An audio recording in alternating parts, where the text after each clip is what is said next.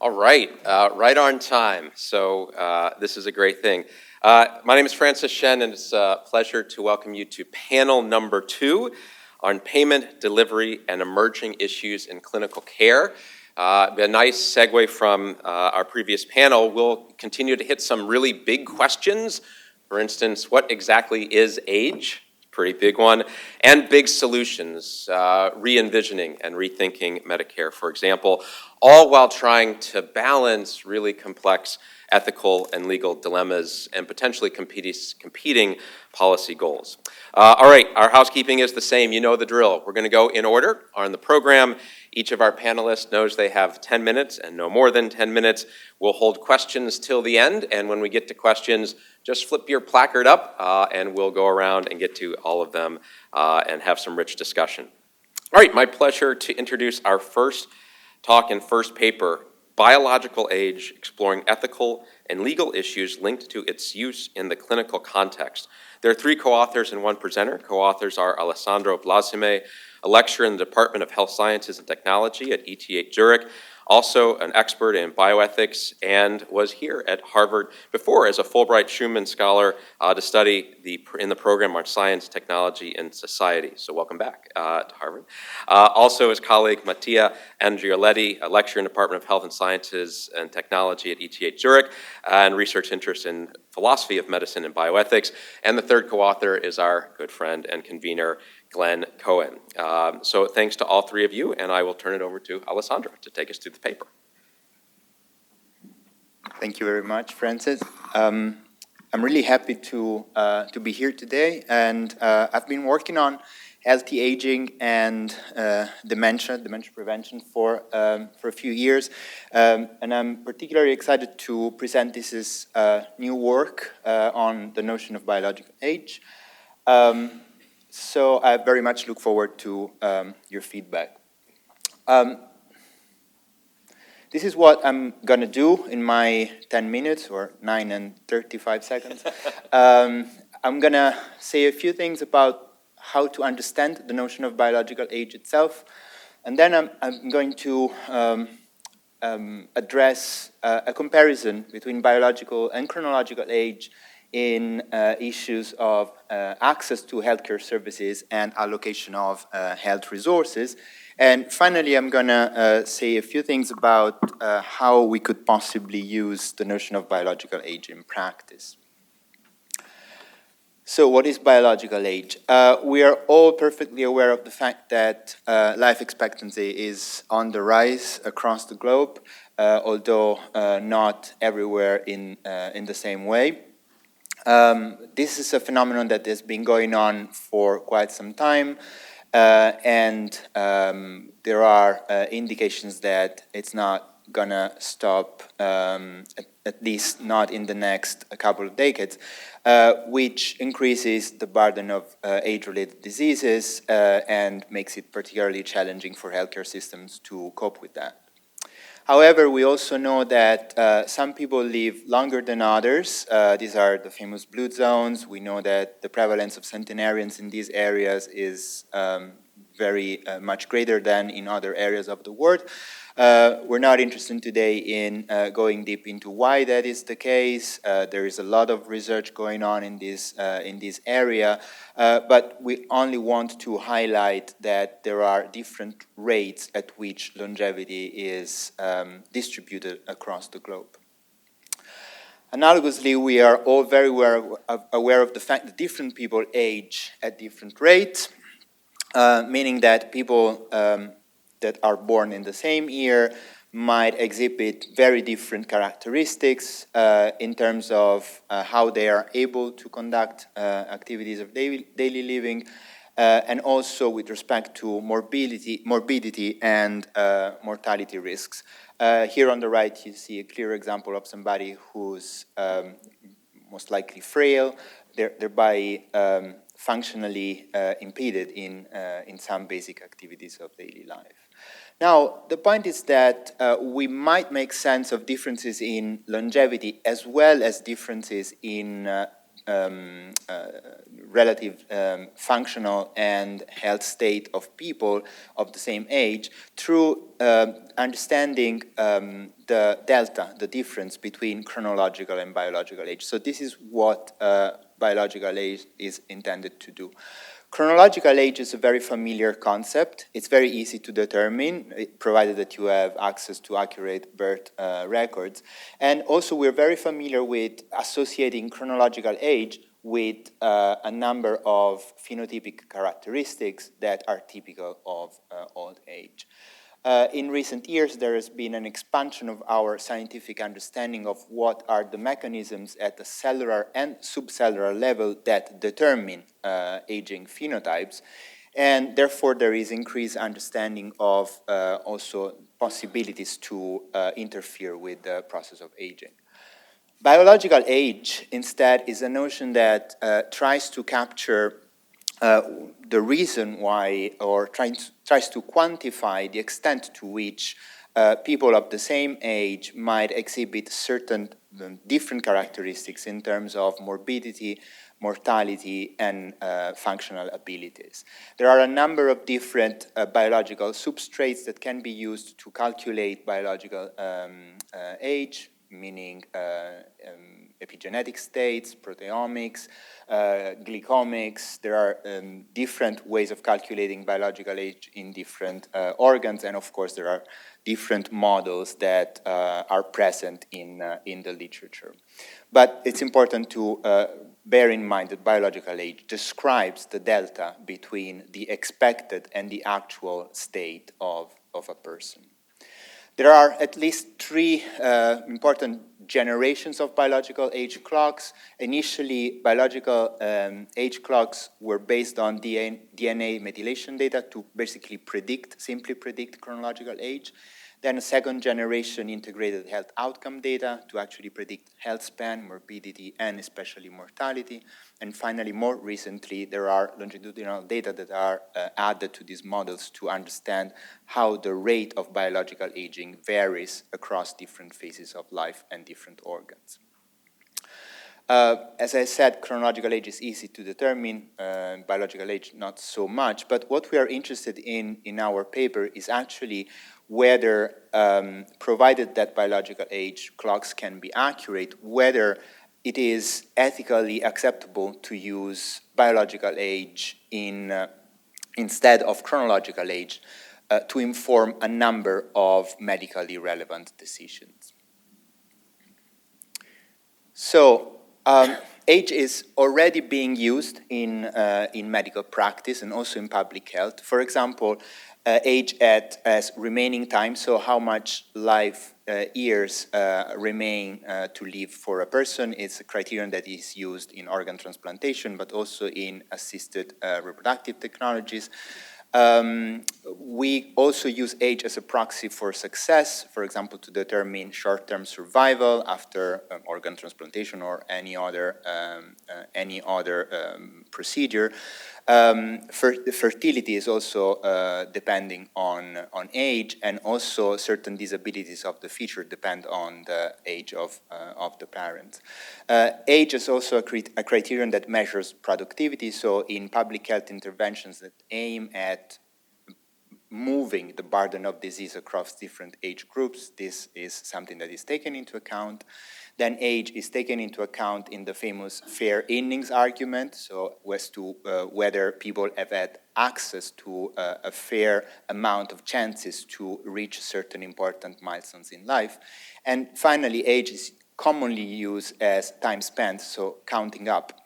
For example, to have access to a pension, you count how many time you have spent as an active worker, or how much time you have spent being exposed to accumulated risks to have access, for example, to free cancer screening. Now, in the paper, we have tried to determine in which of these cases biological age is dominating chronological age as an ethically justified measure of using those criteria.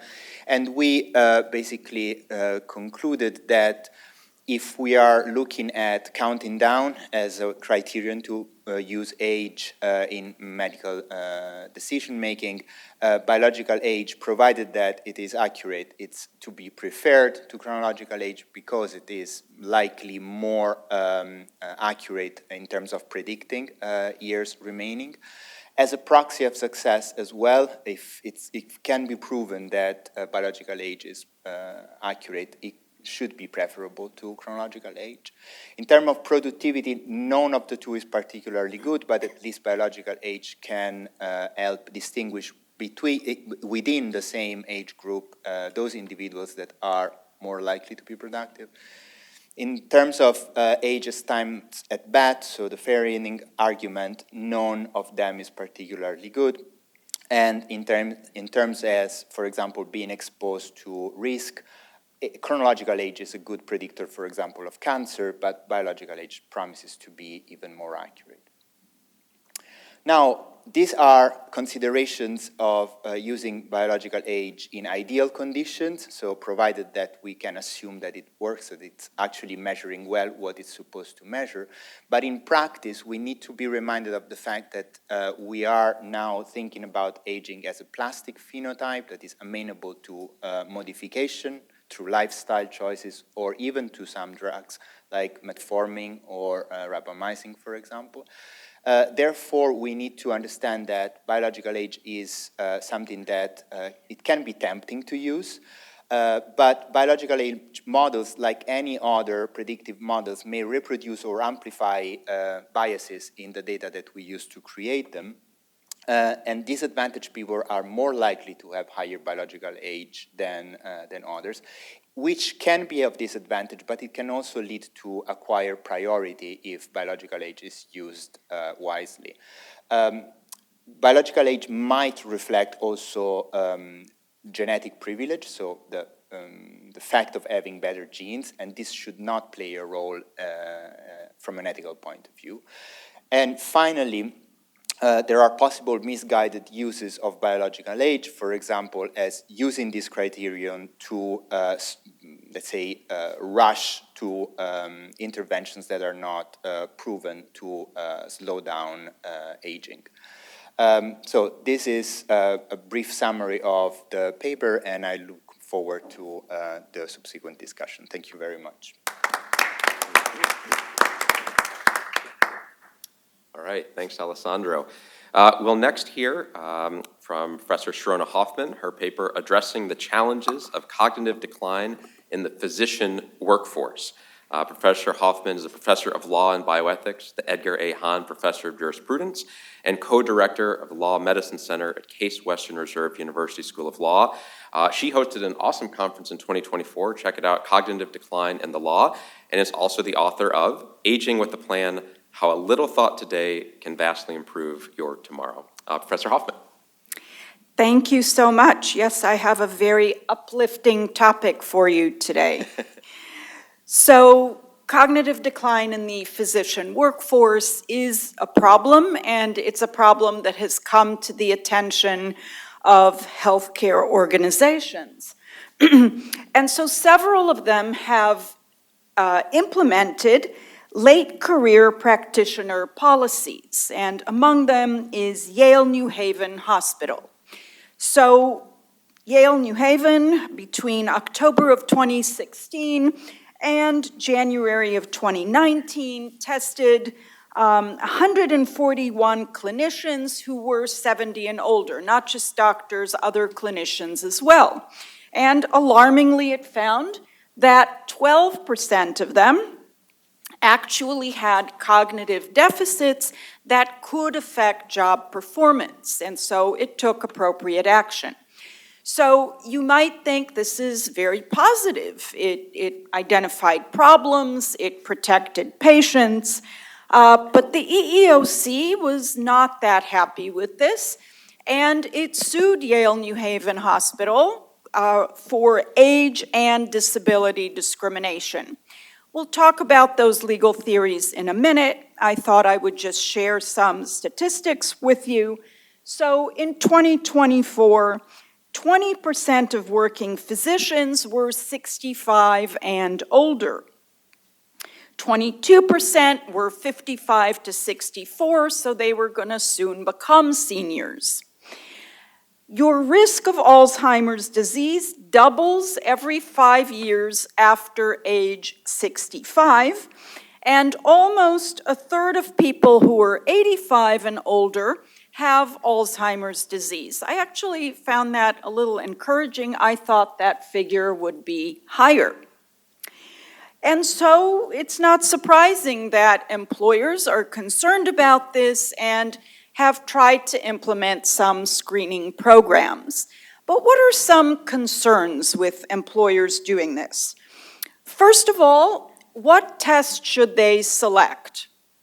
There are dozens of tests out there, and it's not at all obvious which test is going to tell you whether a particular clinician can continue to do their job.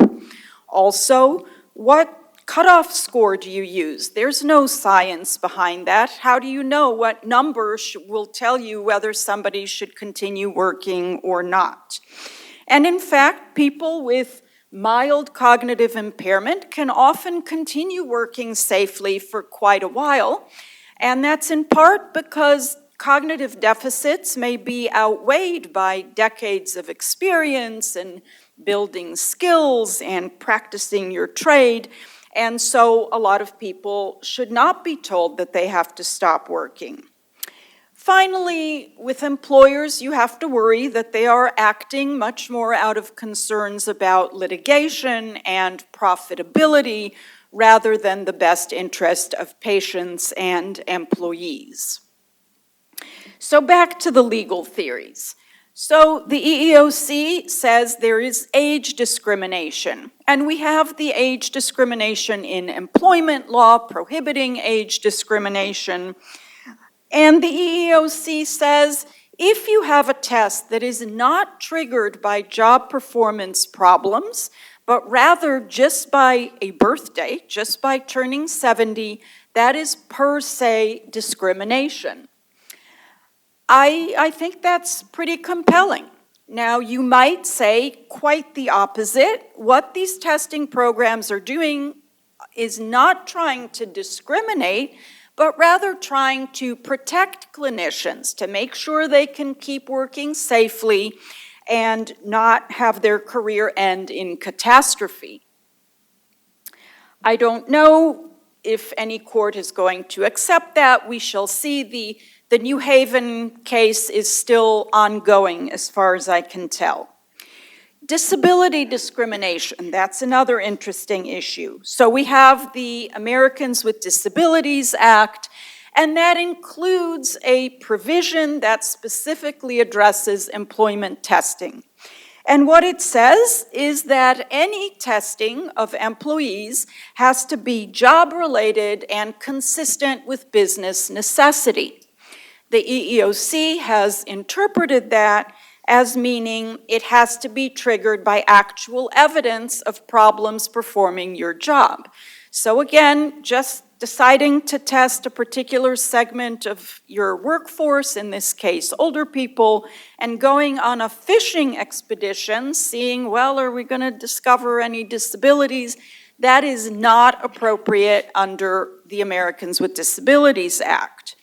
There are exceptions. Even the EEOC acknowledges that, for example, for people with public safety jobs, pilots and other transportation workers, it is appropriate to do testing because thousands of people put their lives in these workers' hands.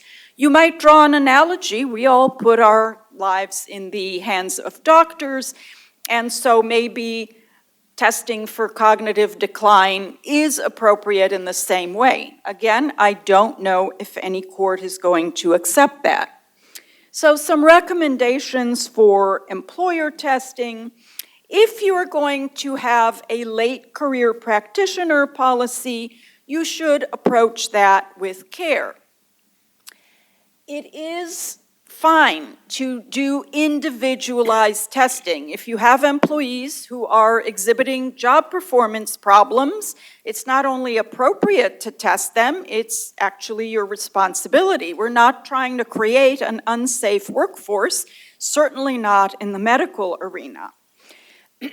But if you're going to have a broader testing program, you need to be careful. So first of all, you have to make sure that you have validated tests that are actually going to show you what you want to see, whether somebody can continue performing their job. You also want to make sure that it is minimally burdensome. We have a huge problem with physician shortages. We do not want that to be exacerbated by lots of people quitting their jobs prematurely because they just don't want to undergo the testing. I think there's also another alternative, and that is testing by state medical boards. So medical boards are already tasked with protecting public welfare and implementing license renewal procedures. Right now, none of these license renewal procedures include any kind of testing. But they could. The Age Discrimination in Employment Act and the testing provision in the Americans with Disabilities Act do not apply to state medical boards. They apply only to employers, so there aren't the same kind of legal barriers. Also, a lot of doctors aren't actually employees, they're independent contractors, or they have some kind of hybrid arrangement with healthcare organizations, so they wouldn't even be captured by an employer testing program, but they could be captured by state medical board programs. So what might these look like? Well, in other jurisdictions, I think Canada, for example, they have peer practice assessments. So when you turn the right age, 70 or whatever, they'll send somebody in to talk to your colleagues, maybe patients, and just make sure there's no red flags. They don't do testing, they do a peer assessment. I don't think that will work in this country. It would probably be seen as too invasive, and we just don't have the personnel and financial resources for that. So we would need some kind of testing program. We could have cognitive testing. The state medical boards could use experts and figure out the right test and the right cutoff score. But we also could opt for some kind of substantive testing. So the specialty boards already have substantive testing. Usually it's a huge test every 10 years, and everybody hates that. But some of them have shifted to much more manageable chunks. So every quarter, let's say, they will send you some quiz questions or hypotheticals and just make sure you can handle those. The state medical boards could do the same thing, or they could borrow scores from the specialty boards if you've gone through that kind of testing with your consent. And that might be a very good option. If there is found to be evidence of cognitive decline, there would have to be follow-up, there would have to be more testing, there would have to be due process, a hearing. The person should be able to say, for example, look, I took some medication which caused confusion, but I'm going to discontinue that. And of course, if possible, you would have to reasonably accommodate the person to comply with the ADA. And sometimes accommodations are possible, and sometimes, of course, they are not. And we would also need physician buy-in. So I'm assuming there would be a lot of resistance to any kind of testing program at all, but hopefully we could convince people that actually this is in their best interest. It is meant to protect them and make sure that their career doesn't end in disaster. So it's not impossible. I have a flashing red light, so that's it. Thank you, Sharona. Our next paper is Medicare's Reboot in Middle Age. We have two co-authors who each present today. Ido Banach is Manatt Health Partner and the former Deputy Director of Centers for Medicare and Medicaid Services, CMS, Medicare-Medicaid Coordination Office, also the former President and CEO of the National Hospice and Palliative Care Organization, brings extensive advocacy and legislative experience, so thanks for being with us today. Joined by Carol Raphael, the Manatt Health Advisor, former Chief Executive Officer and President of the Visiting Nurse Services of New York, former Commissioner of the Medicare Payment Advisory Commission, former Board Chair of the American Association of Retired Persons, AARP, and current board member of the SCAN Foundation, and absolutely one of the national experts on post-acute care and long-term services and supports. Love the paper, and just a great thing about it, you'll also learn about our co-authors' workout habits in what I thought was a beautiful addition. So thanks both for being here. The floor is yours. Thank you. I'm going to set the stage for our discussion of the imperatives for reforming Medicare and creating Medicare 2.0 in the future. Medicare was born 60 years ago. It was modeled on commercial insurance plans that really emphasize severe illness and acute episodes of care. And I want to highlight 4 developments in our world that really necessitate our taking a look at the next generation of Medicare. The first we've talked about already, which is the demographics. I still find it astounding that by 2034 there will be more people over the age of 65 than under 18 in our society. And by 2060, 1/4 of our population will be over 65, and the fastest growing cohort, which will triple, is the group of 85 and over.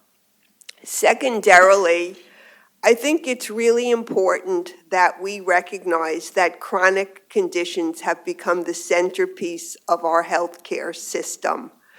For people over 65, 80% of them have chronic conditions, and 60% have hypertension, 29% have coronary heart disease, 27% have diabetes, and 12% have dementia and cognitive impairment.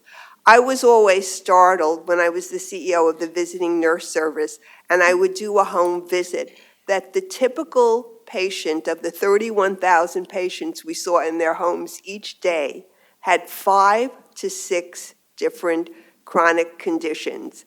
And in fact, 93% of the spend of Medicare is correlated with chronic conditions.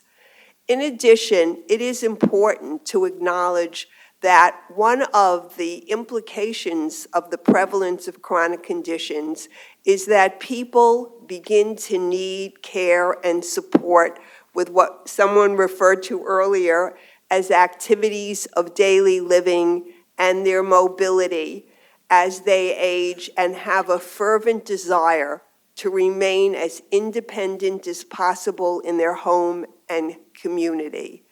And I sat on the Bipartisan Commission on Long-Term Care, and one of the conclusions we reached that I have never forgotten is that 70% of us will need long-term care at one point in our lives. This is a mainstream issue. Thirdly, we also mentioned earlier the impact of technological change. I saw recently that one large healthcare system, Kaiser Permanente, noted that now 51% of their visits are e-visits. And that's increasingly how consultations are occurring. And technology is also used for monitoring and to facilitate information gathering and communication. And lastly, we have seen something that began during the COVID pandemic and has continued, and I think is a long-term trend, and that is a shift of more and more care to the home. We see primary care, home visiting programs. We see more mental health sessions in the home environment.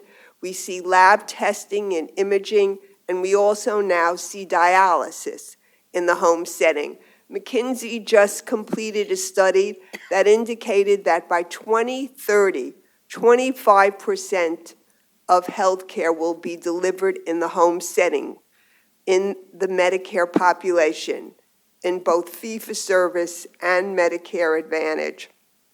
And looking at the hospital at home program, which began in 2020, there are now 300 hospitals and health systems in that program who have shifted some acute care to the home. And the studies seem to indicate that mortality has gone down, readmission rates have gone down, emergency department visits have gone down, costs have gone down, and patient satisfaction has increased. So as we go forth here, we are going to talk about some reforms that are both fundamental and we believe are feasible, and that can really, really prepare our society for a cost-effective Medicare program in the future that produces more return on investment and better outcomes. And I turn it over to my colleague to describe those reforms. Thank you, Carol. And Carol did all that without any notes, which is unbelievable, and certainly no cognitive decline there. So you're an inspiration. Just a couple of things, I think, just from the real world to center us a little bit. Yesterday, during dinner, I kind of slipped out and did an Irish goodbye, and I went to go visit the parents of a friend of mine who are aging, and he's sort of a luminary, lives here in Cambridge, and they just happen to be around the corner. So I went into their kind of stately home and had a conversation with him. He was eating ice cream and watching Field of Dreams, cognitively there, but infirm, and sat down with his wife and learned that they're spending, anyone want to guess how much they might be spending on his personal care needs per year?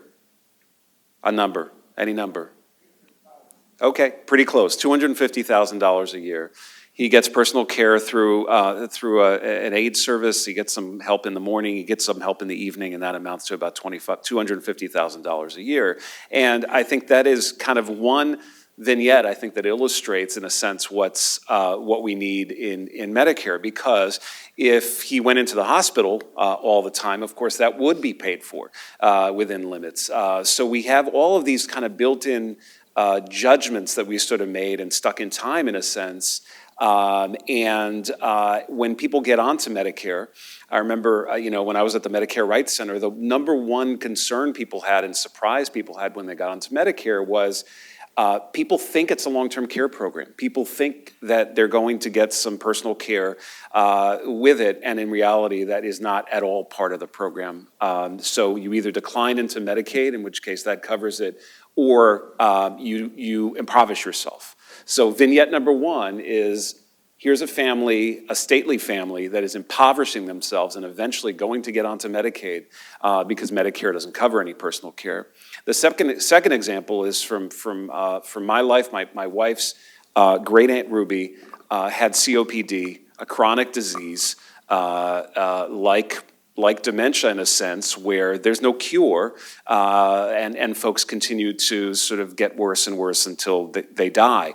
Now, at the very end, we've got hospice, but what do we have before then? What we have before then is just a revolving door of continually going into the hospital and urgent care and other things like that, and quite honestly, none of the home-based social services and supports that folks might need in order to remain home are covered. All right. So in the last 2 minutes, let me sort of outline a couple of things that we think might help address that. First of all, the kind of care that Medicare provides. The kind of care that Medicare provides, and you'll hear about this later from one of our other panelists, is mostly medical in nature, and it requires the medical necessity and a malformed body member. Right? We think that we need to change the way that we think about the kind of care that we're going to be providing, total body and mind care. So the things that we think of as supplemental now, where Medicare Advantage plans may offer some dental care, some vision care, more personal care, additional social work care. Those things need to be brought into the fabric of Medicare itself and not be nice to have, but actually be part of the bundle of benefits that you receive, not necessarily replacing the services that folks get now, but be a part of the rebalancing of Medicare. And rebalancing is something that's happened within Medicaid. Second is the philosophy. Right now, we balance curative care against palliative care only at the very, very end of life. With hospice, we think palliative care should actually be a part of the bundle of services that folks can expect when they become eligible for Medicare.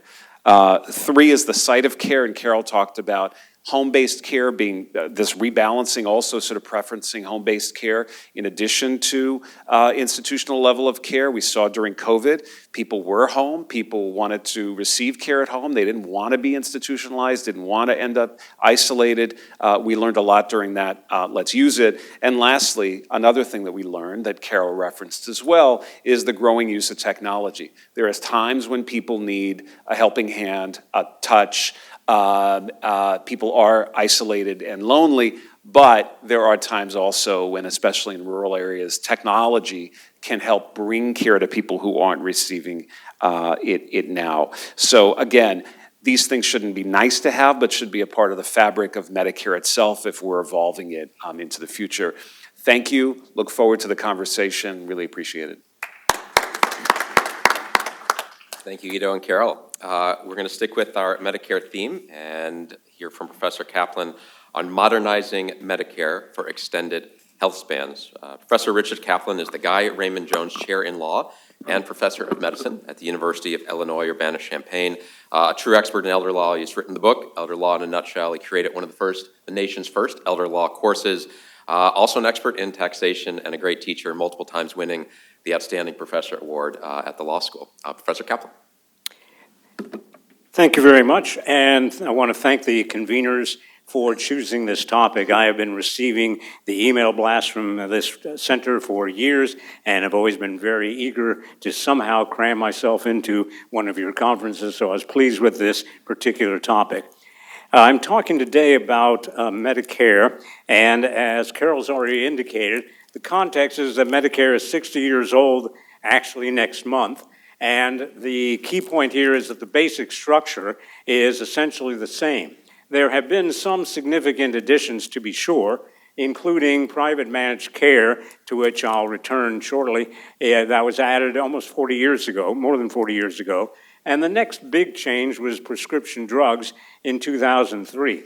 But for the most part, Medicare enacted in 1965 and Medicare today are essentially coterminous. The basic structure of no fewer than 4 parts that befuddled new entrants into Medicare is essentially unchanged, and even the Affordable Care Act, which was a major healthcare innovation and made a number of smaller changes to Medicare, did not attempt to rethink what Medicare should look like, and that's really the focus of this paper.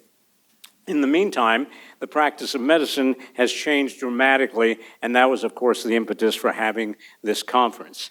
In part, we see a change in going from episodic treatment of particular maladies to the possible rejuvenation of body functions.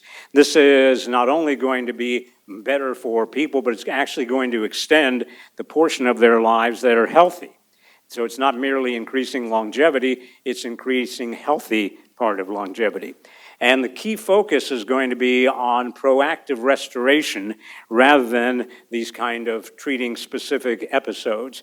In fact, the Wall Street Journal just 3 weeks ago had a major article about brain-computer interface, and that this is not science fiction. This is people have developed as something that would be placed on the brain to enable people who have spinal cord injuries and other cognitive problems to be able to communicate through computer interfaces and to even move prosthetic limbs. This is not pie in the sky. There are a number of companies that are doing this literally as we speak. There was also an article in the Harvard Alumni Magazine of January and February talking about the practices at the Harvard Medical School who have developed one of these particular interventions. I thought this was a good opportunity, therefore, to rethink the package of Medicare's benefits and also possibly reverse the whole dead weight of path dependency. So taking a look at what Medicare does provide, we see a number of anomalies, not the least of which is that hospitalization coverage is enormous. It is the biggest single component of Medicare.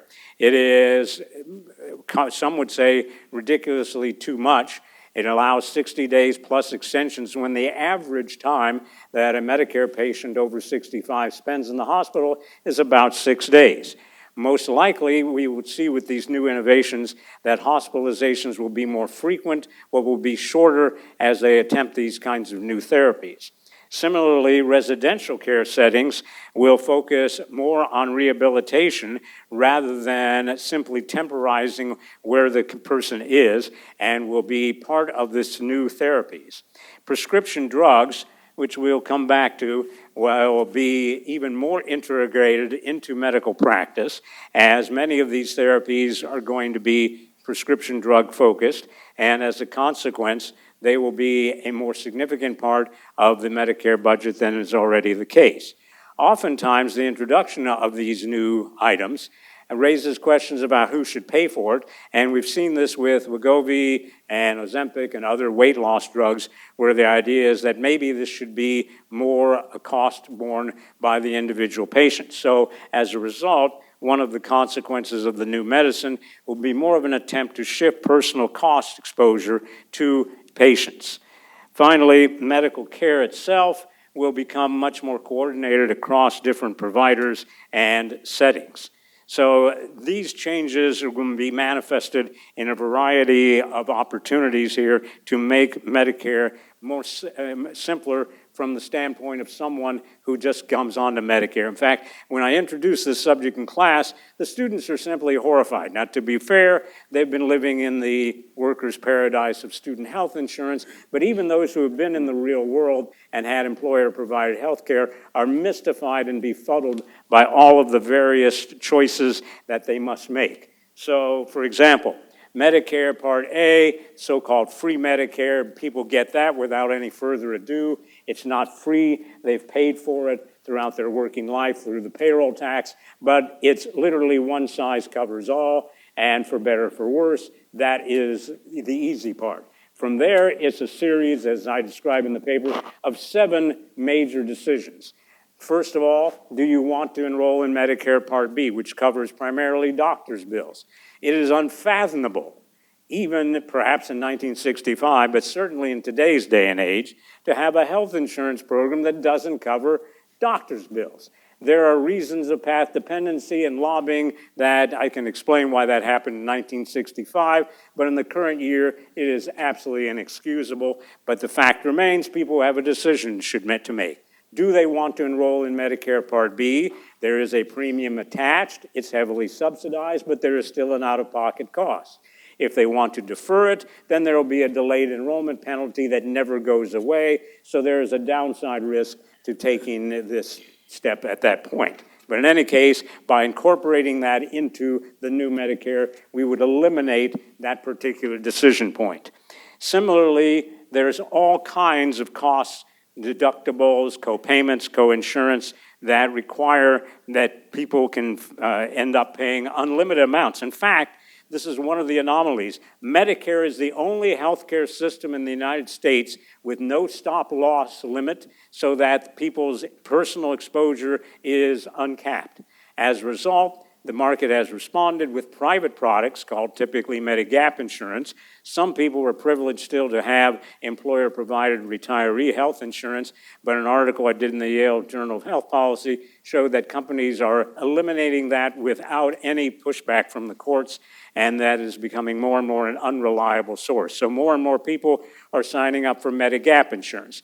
That again becomes a decision point. Do you want to bear this personal cost exposure, or do you want to limit it through some kind of Medigap insurance? And if you choose to limit it, then which plan do you want? There are no fewer than 10 such plans, 2 with different variations, and so some of these have benefits like foreign travel that may not be terribly appealing, but others have the important deductibles that relate to hospitalization, where people can be charged per admission and have 1, 2, or more such deductible payments throughout the year.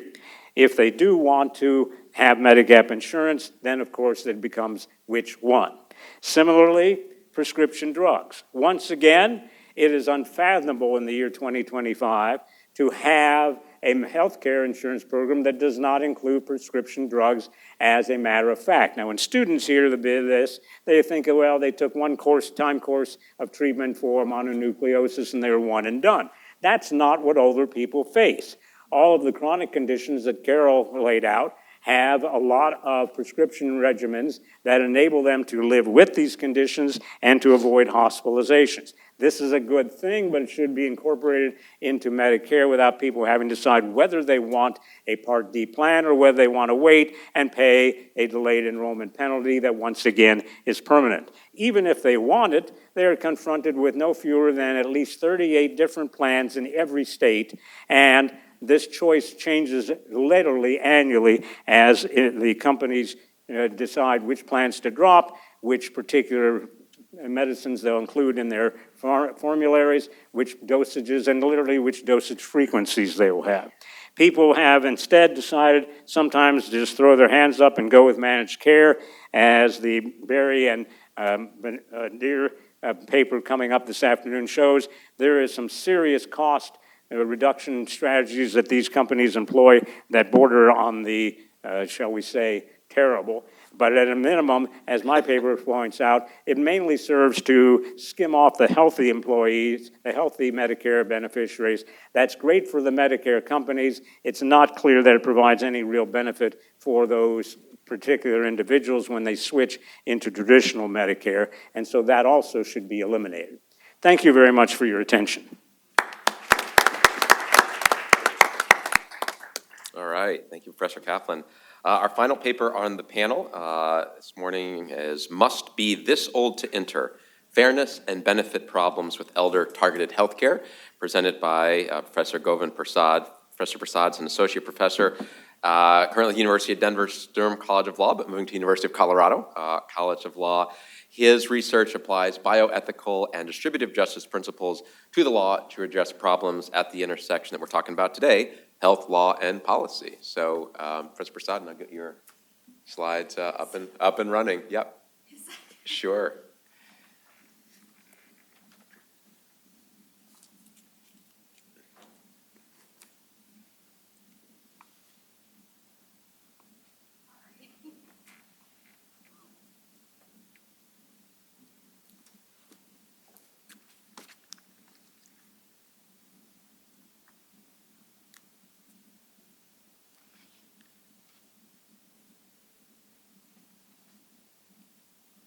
Do you want us to do a question, Laura? Or? Yes. 30 seconds, but you can do a question. Maybe just a quick question to connect the panelists. Does biological age have a potential application in any of the areas that you just discussed, either in physician cognitive decline or in the future of Medicare? And I don't know if any of you want to address that. Well, I'm wondering how you would determine biological age of in terms of cognitive decline, and I'm assuming it would actually be the same as cognitive testing. So, go ahead. Well, I mean, there are a number of measures of cognitive aging, including frailty, cognitive frailty, and there are questions as to whether it is okay to divide the notion of frailty into specific functional domains, and if data from cognitive frailty assessment could be used to train biological age models that could be technically feasible. Whether or not it's desirable, it's another.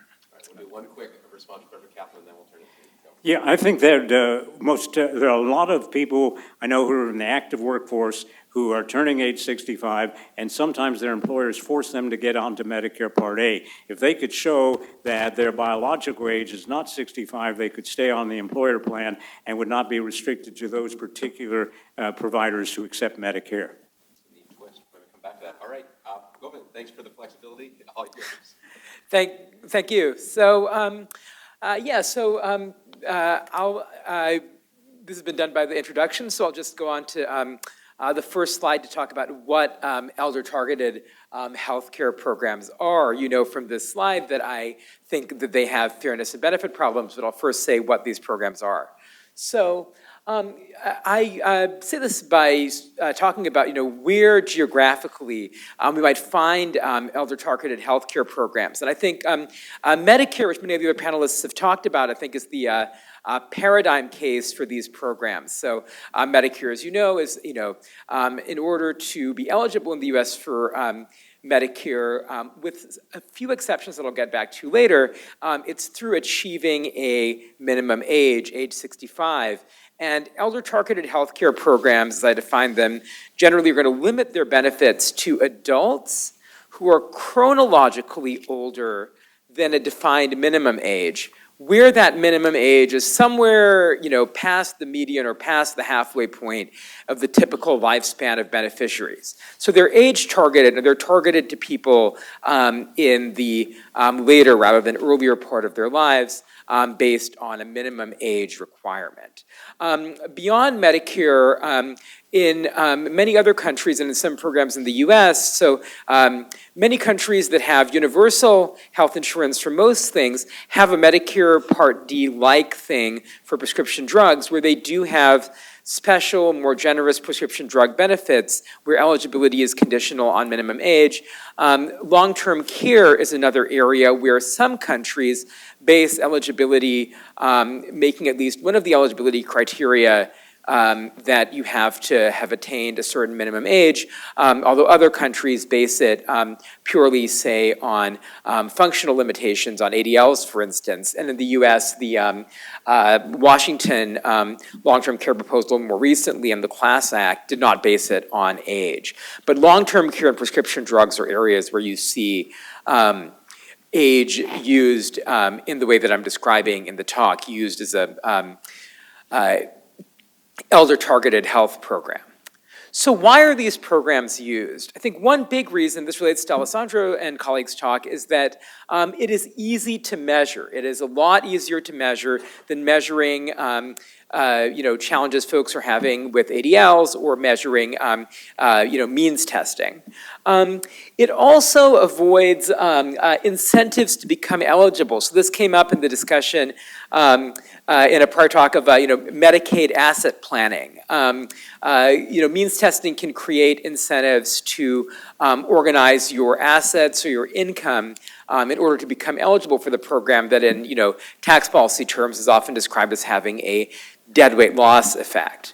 And then third, it also has more predictable and constrained costs, at least from a short-term payer perspective, than having a universal or broader program. So it makes the cost more predictable in that you kind of know about how many people are going to get to a given age in a given year, whereas you don't know in a recession what if a lot of people become eligible for a means-tested program, or a lot of people become ill and are eligible for a health status-tested program.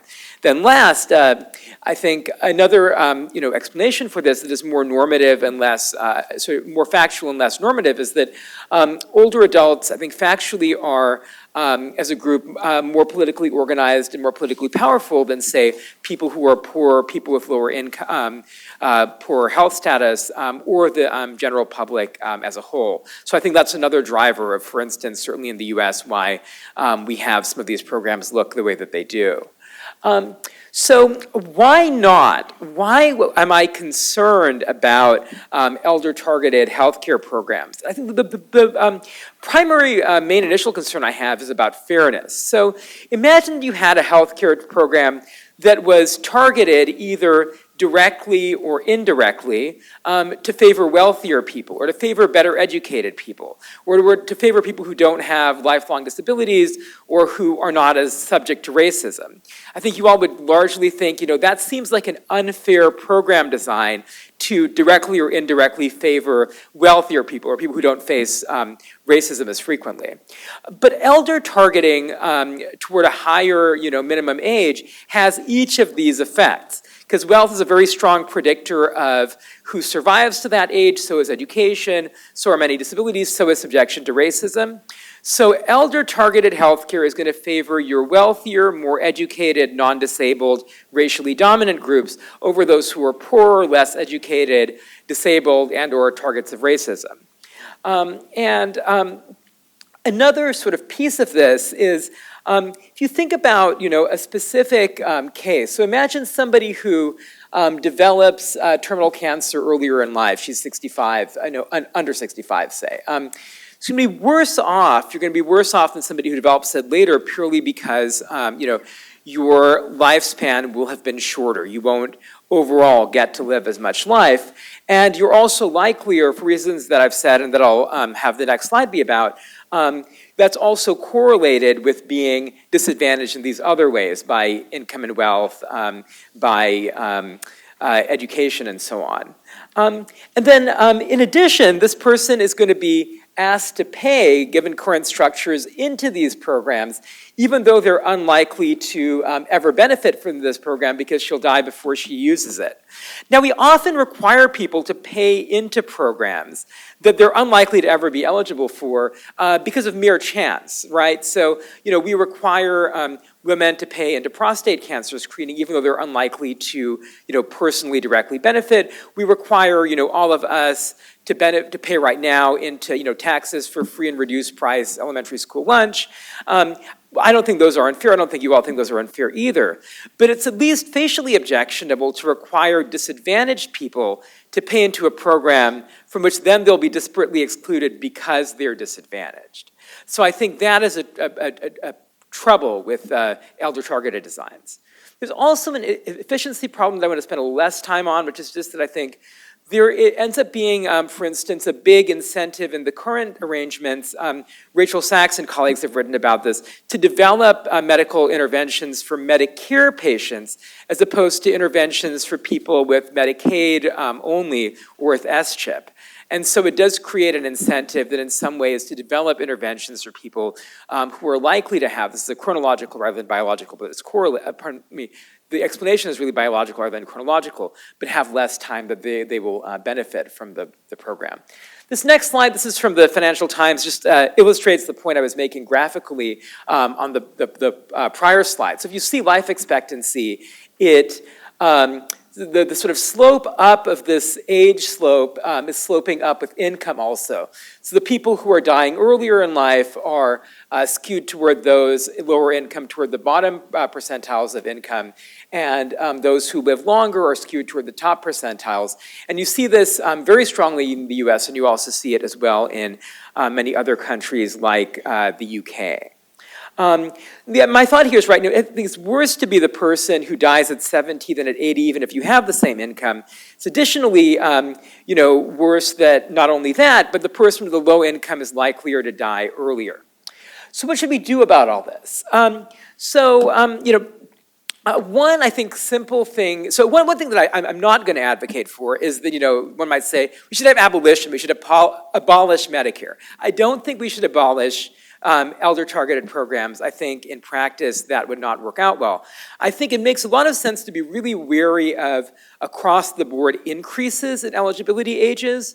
Those may lower short-term costs for government. They may make the program more generosity to those people who are older who get to stay in the program.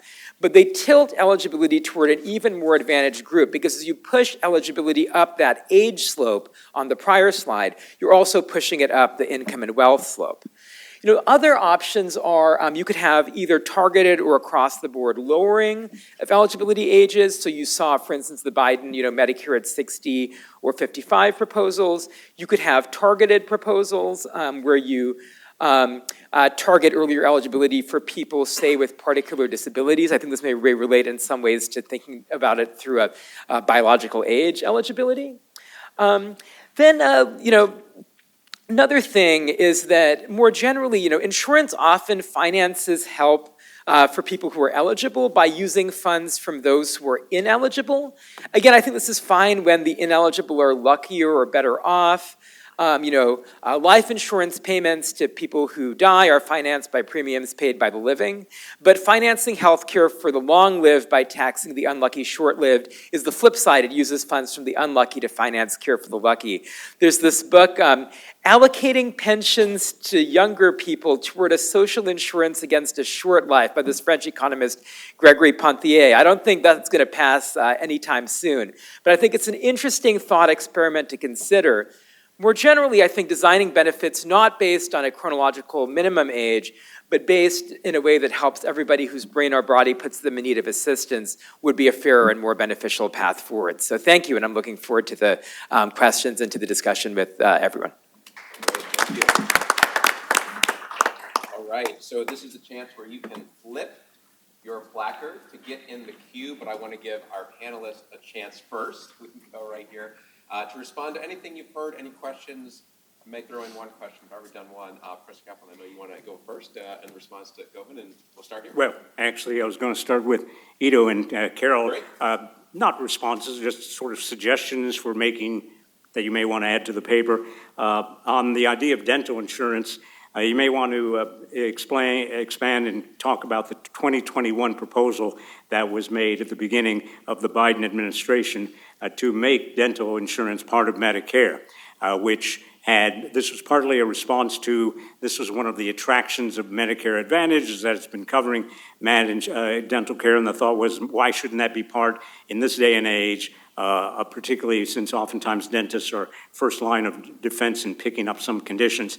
That did not last too long. The American Dental Association mobilized and defeated it. It didn't even emerge out of committee. But it's also interesting to compare that to the effort that we've been able to help from 1965, before my time, I should point out, but from cave drawings that period, the American Medical Association was also very much against the adoption of Medicare. But this time, the American Dental Association was able to point out, look what has happened to the doctors. That is, the fee adjustment, the approved charges have been ratcheted down every year despite inflation, despite increases in med-mal. And so they were able to get even people who may have been socially inclined to have a social insurance program to say, whatever happens, we don't want what has happened to the doctors. But nevertheless, it's a very illustrative and recent episode about dental insurance. I think most ordinary people would think it should be adopted, but this was, most politicians are now very hesitant to take this on only 4 years after that particular flame out. Secondly, hearing is also a big issue, but this has been democratized just literally in the last 5 months with all sorts of over-the-counter hearing aids that you may want to add. And in fact, some people who are a little bit more technologically savvy are adapting earbuds to serve as hearing aid functions, not with the same precision of a credentialed audiologist, but surprisingly good to the point that there is less appeal, and that surveys that have shown in the managed care space that it's not as becoming as big an attraction. And that's why a lot of Medicare managed care plans are pushing things like gym membership and ballroom dancing classes. Part of that is market segmentation to attract the people you want to attract, but it's also because the appeal of dental and particularly vision and hearing has become less so. Turning to Cohen's point, I just wanted to mention two things that should be considered if you wanted to expand. Long-term care insurance, of course, was included as part of the Affordable Care Act, a program, as you mentioned, of CLASS Act. And as I explained in an article in the Journal of Retirement Planning just before it got repealed, is that you can have mandatory enrollment or you can have, and not try to make it financially sustainable, but you can't have both. It's one or the other. This one had mandatory requirement and it had voluntary enrollment and had to be financially sustainable. Well, you get adverse selection. Only the people who anticipate needing long-term care enroll, and only shortly before they need it, and needless to say, that's uninsurable. The other point is the idea of buying into Medicare prior to age 65 is, again, a great idea. President Clinton proposed that in 1998. It did not get a whole lot of attention because the very next day, the Monica Lewinsky scandal broke, and that pretty much sucked all the oxygen out of the air. But I analyzed it in about 12 pages in an article in the Yale Journal of Health Policy in connection with retiree health insurance being eviscerated, that look what happened to that proposal, but here's how it would make some sense if you took it out of the policy range, and how it actually worked financially, because many people would come to Medicare at 65 in healthier conditions, and yes, you would make it that they would pay something, but at least it would provide guarantee insurability. Now, since then, of course, the Affordable Care Act has been enacted, which means you can't be declined on the basis of pre-existing conditions, but those premiums under silver and platinum and bronze are pretty high. They have very high deductibles and very restricted arrays of providers, so that is really not a complete remedy, but it is an instructive proposal, and you may want to take a look at what happened in the 1998 proposal. Now, I just wanted to point out one thing about dental benefit, which is 50% of people over 65 haven't been to the dentist in the last year. 25% haven't been to a dentist in 5 years. And we know from a number of recent evidence-based studies that indicate there's quite a correlation between inflammation and oral health problems and physical health problems. So there is a lot at stake here. Oh, absolutely, And Carol. I know what you mean. You know, I've spent a lot of time with the ADA, and they painfully, you know, point out over and over again what has happened on the physician front. So, you know, it's really a challenge. The other thing, I just have to make this one other point, because it's really been hard for me to absorb, is almost 20% of people over 65 have no natural teeth left. How could that be in this society? Yeah. No, I wasn't. That has come to pass. So. No, I wasn't disputing the need for dental coverage. It was the politics. The political terrain Yeah. is fierce, but, you know, there's such a pressing need to address this. And at one point, back to Cohen, on a different issue that I think you can strengthen in your paper, you're talking about people who pre-65 don't have coverage. Actually, I had a younger family member in that exact situation. She was diagnosed with stage 4 breast cancer at age 35. Now, Medicare, as you point out on page 11, does cover people under 65 if they are permanently disabled. More precisely, that requires that they be receiving Social Security disability benefits for 24 months. So we were able to get her on Medicare after 24 months, but in the meantime, she was not eligible for Medicare, and that kind of disability program within Medicare is really not designed for people who get a dread diagnosis that requires immediate remediation rather than waiting 2 years. All right, we've got a healthy queue. We'll go there. We'll make sure our panelists get involved as well. We'll go just down the line. We'll start Nina, go to Bridget, Thaddeus. And then we'll come back to Adrian too. As someone who's taught epidemiologic concepts, I've heard longevity used in several talks this morning without an important caveat, which is that longevity is calculated as an average. So the main impact on longevity is death at younger ages.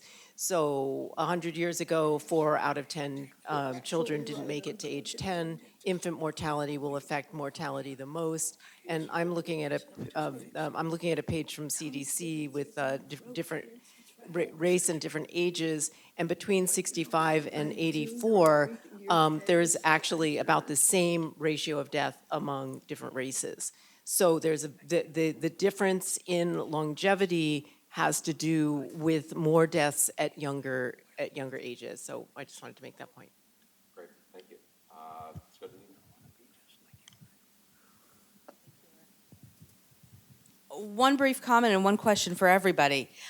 In making the argument, Cohen, that elder targeting favors the advantage, I think it's persuasive, and yet I wonder how you deal with what are really quite complex demographics on this, right? We know that Asian and Latino elders, people live longer than white, women longer than men, and longer life expectancy also correlates with more years of disabled experience. And so, how do we grapple with that in making this unfairness argument? My question for the last three panelists was, I think all of your talks raised this underlying question, and maybe the first two, why do we have Medicare in the first place? Is this a public benefit program, or is this really social insurance? Right? If we're trying to limit payment for things that people may use less in our brave new technological world, right, that suggests that maybe you're visualizing it as a public benefit. And yet if it's an insurance program, maybe we should be covering the things that we're unlikely to use but are really expensive if we need them. So I was wondering how you think in this new era we should be conceptualizing Medicare. What is the right way to be looking at it? I can address, I think, the second question. And, in my mind, at this point, given the demographic shift and the fact that we're going to have fewer young people to pay for more older people, one of the things that we have to do, I think this is sort of even just politically, is we've got to preserve the ability of Medicare to stay solvent. And one way to do that from a public policy perspective is to start covering the things that are going to prevent more expensive things from happening later. That is why, I end up sort of looking at personal care, looking at home-based services. It's both an equitable argument, but it's also sort of a rational argument from a political perspective. The other thing I'd say is that right now we have this sort of market-driven system in a sense with Medicare Advantage plans and ACOs and other folks sort of saying, yeah, traditional Medicare doesn't cover this, but we cover all these things. Well, it ends up in devolving into marketing, right? They get to determine what flavor of personal care, what flavor of dental, what flavor of anything else they want to provide, because there is no baseline behind it. So it's also a consumer protection issue from my perspective. I don't know if it answers your question, but that's what I'd say. Let me just add one point, because and I have fair disclosure, I'm an elected member of the National Academy for Social Insurance, so we love social insurance and it's part of the daily catechism. But the point is that, yes, the short reason why we have Medicare have four letters, AARP. And actually, Medicare was part of the original proposal for Social Security. And it was deferred because they didn't think that was something they could tackle. But the whole idea was to provide financial and healthcare coverage. At the same time, I think this is a point that Nina brings up, subjunctively, we have a strange conception of health insurance in this country. We expect it to be comprehensive, that it should cover annual physicals, the things people want. It should cover flu shots. People want a direct benefit. We don't have that approach with respect to auto insurance. It doesn't cover filling up the gas tank or recharging. It doesn't cover ordinary little bumps. Same thing with home insurance. It's to cover the house disaster. It's not to cover cleaning. But for health insurance, we want it to be comprehensive. Well, the insurance companies have figured out that if everybody's going to get a flu shot, if everybody's going to get a COVID vaccine, this is going to run up the bill. Now, you may think of insurance companies as evil. I'm willing to go with that, but you can't consider them stupid. So they figure if everybody's going to ask for these basic services, they're going to build it into the premiums. And it's one of the reasons health insurance is so expensive in this country, because they haven't adopted the Nina approach, which is cover what you really don't want or things that are catastrophic rather than providing things that you would cover out of pocket. But that's a much bigger picture about how we misconceive health insurance in the United States. Some of that is related to the fact that this related to a tax provision, it all comes down to tax, that allows employers to provide health insurance without imposing any tax on the people who get it. So in that case, people are literally better off getting a very comprehensive health insurance plan that even covers toenail trimmings. So what, that jacks up the premium the employer is paying, but you don't include that premium in your insurance. So there's a tax distortion there as to why we have that. Until that is remedied, I don't see how we're going to really change that. Why don't you address, question one?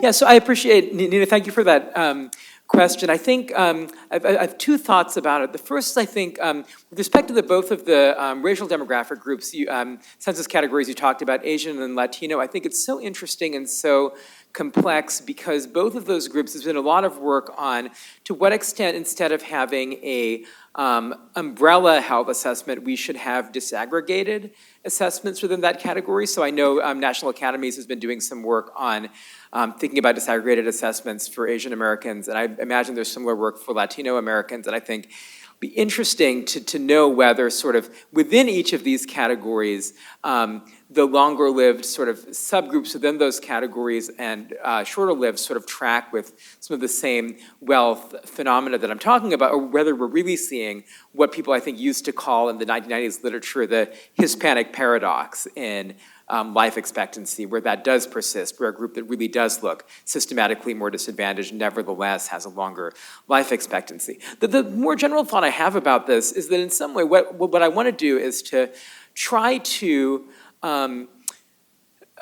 think about how not to favor those who are multiply or across domain advantaged in the design of these policies. And actually, I think a big piece of this may also have to do with financing. I feel like we haven't talked about financing as much as opposed to eligibility and sort of content of benefits on the panel so far. But so one thing that I actually like about, in comparison to how it could have been, about my understanding of the current Republican reconciliation bill is that I think, you can correct me if I'm wrong, that they got rid of the proposal to exempt entirely from taxation Social Security benefits. So this is a Trump campaign proposal, but I think it was eliminated. And that, I think, was actually good that they didn't say we're going to exempt all Social Security benefits from taxation, because those elders who actually would be taxed on those tend to be the most advantaged across multiple domains. Come talk to me if you think that, no, it should be exempted, because I have to say I struggle to see among all the potential ways that you might finance or not finance why, in general, those benefits should be tax exempted. So. Great, thank you. Let's go to Bridget. So I think Nina's question was the first time I heard gender mentioned. And not necessarily now, but maybe a big picture comment for your papers would be, if we intentionally apply a gendered lens, what insights might emerge into your topics. And I think Govid's in particular, how not to favor those who are multiply advantaged is very interesting. And I could see the gender question applying a little bit differently to each of your topics. And that would be something I'd love to see as the papers move forward a little bit. That's a great question. Is there, Alessandro, in terms of biological age, is there any work looking at differential patterns or accuracy, et cetera, across gender lines? Yes, it's definitely possible to differentiate or to study how the quantification of biological age varies across different populations, across genders, across any social demographic variable. The issue of gender in my own paper matters to the extent that these are predictive models. These are models that are trained statistically on existing data, and if those data are skewed, those biases are going to be replicated by the models themselves. So it's the issue of accuracy includes the issue of how representative the data that we are using to do those measurements are. I'll give you just one example. The very first biological clock that was published by Horvath in 2013 was using genome-wide association studies to basically obtain data on DNA methylation status. And this is one of the category of data that we know as a fact is among the most gender and racially biased that we have in the biological sciences.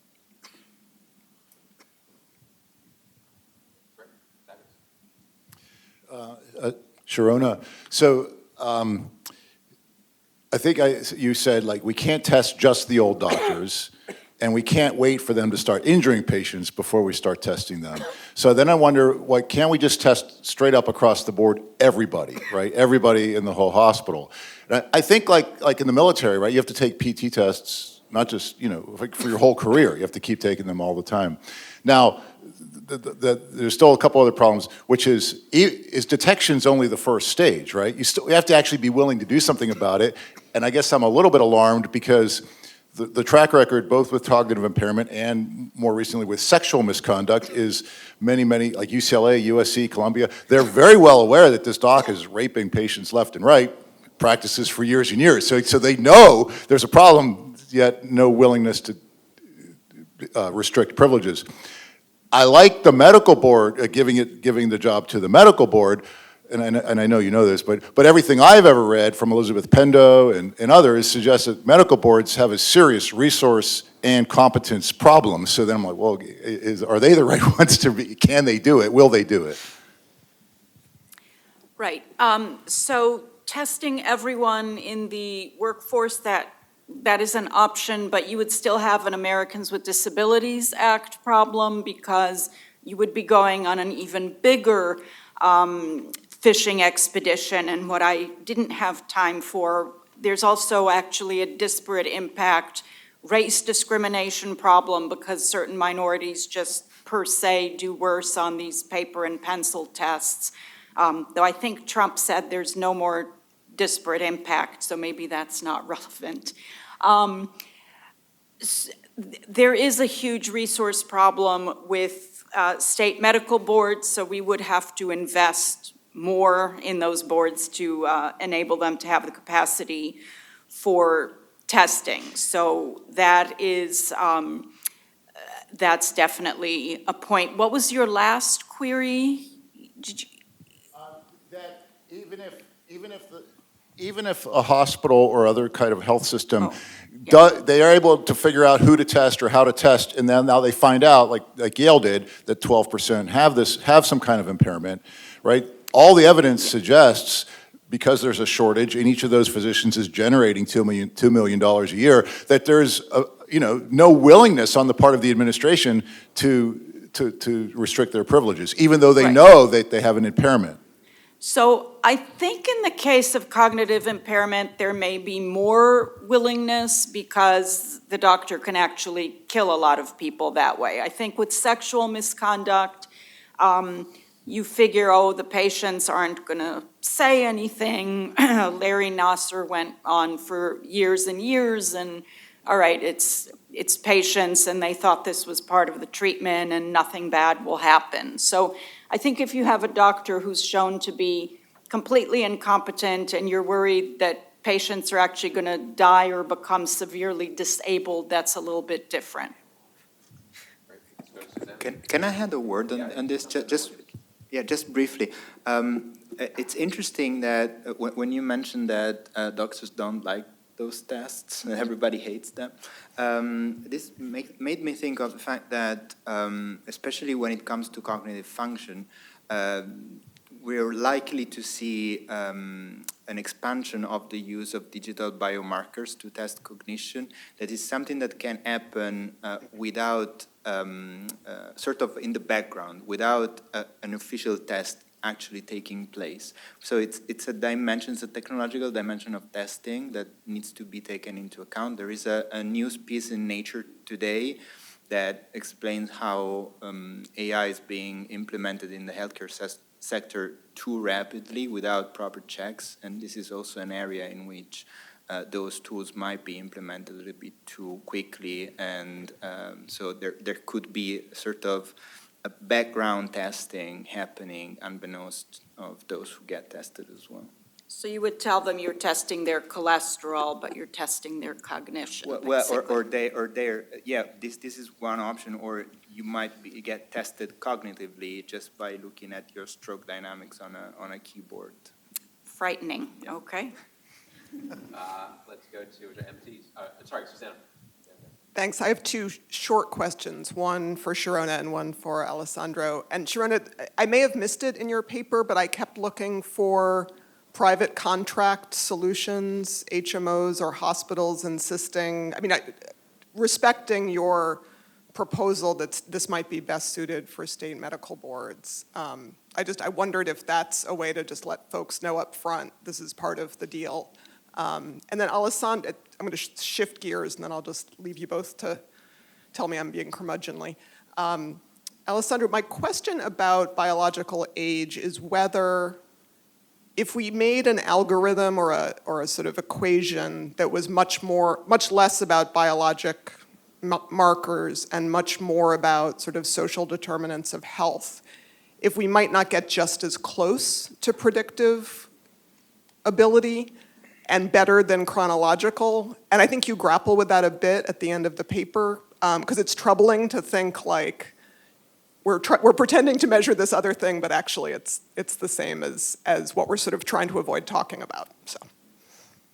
So, Susanna, so you were suggesting that when you sign an employment contract, it would contain a provision that says there'll be testing. It's been a long time since contracts class, so I welcome your thoughts. And I don't teach that, I teach civil procedure. But I think the EEOC could still challenge that as coercive. There's been all kinds of litigation about mandatory arbitration, and that's hidden somewhere in your employment contract in little teeny tiny letters, and the contract is 100 pages long.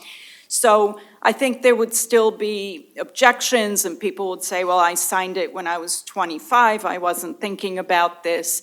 But it certainly could add a small layer of protection for employers.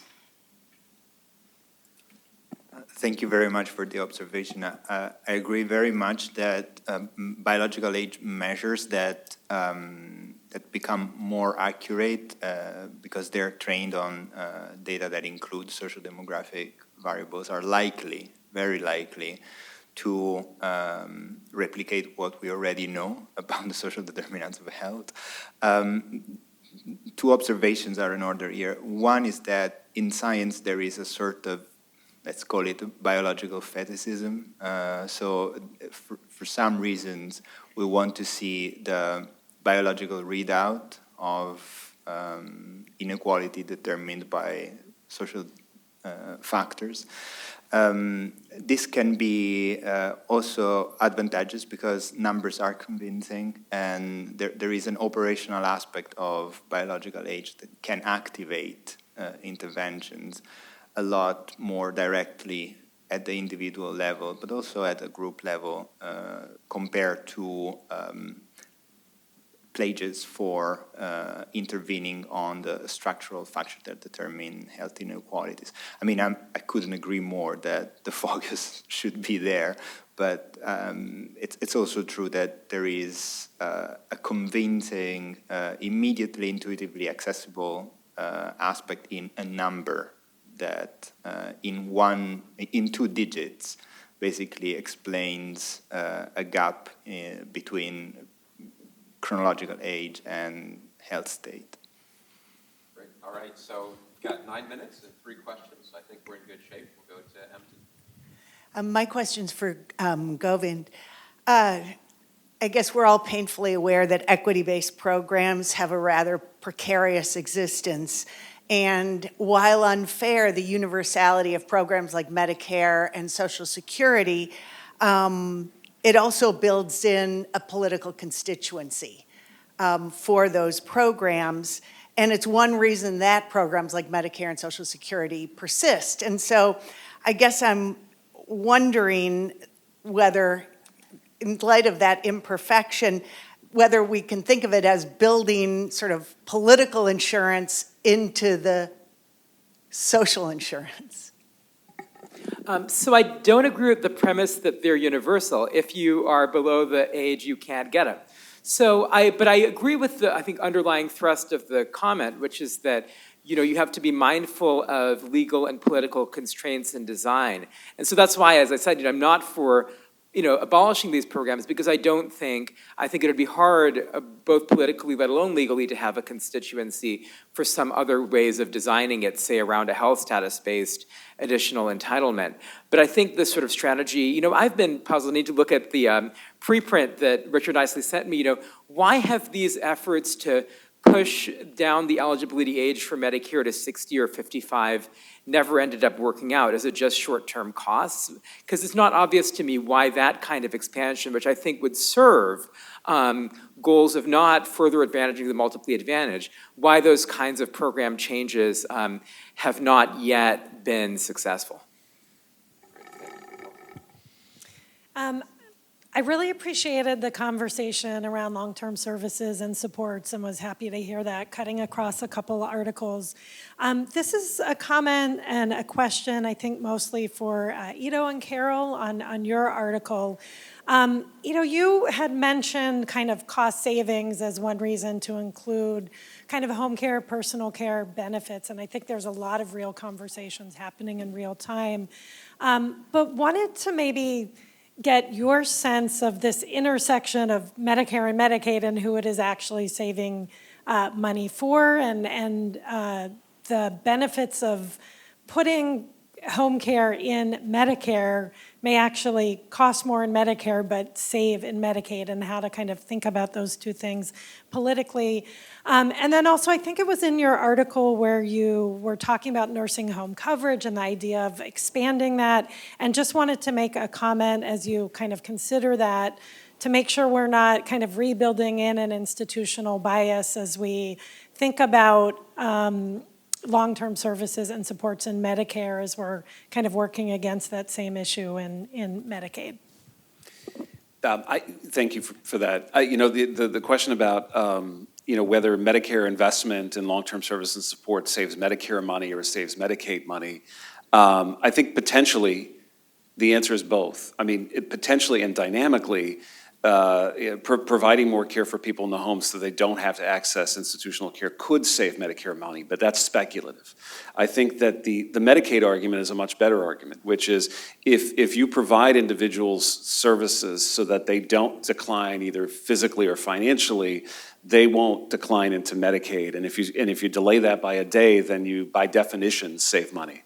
So absolutely, and that's where a lot of the duals work that I used to do, I think is a little bit challenged, because you're dealing with people who have Medicare and Medicaid, not people who are at risk of having Medicaid. Right? It's the Medicare people who are at risk of having Medicaid that I think are the best place to make an impact in their lives and to save money as well. So that point is well taken.